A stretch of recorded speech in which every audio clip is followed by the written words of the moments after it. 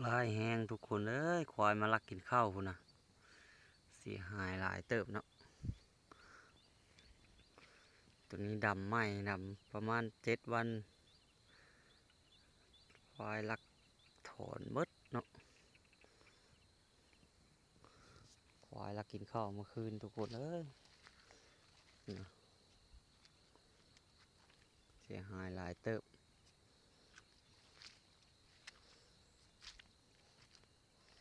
ดีนะกินนะช่วง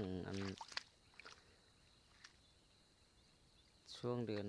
นี่นะคันกินช่วงเดือน9 เดือน 10นี่โอ้ยแล้วเลยเนาะช่วงนั้นเข้ามันสิออกเนาะทีนี้เนาะนะโอ้หลายอีหลีพี่น้องเลยกินหลายอ่ะ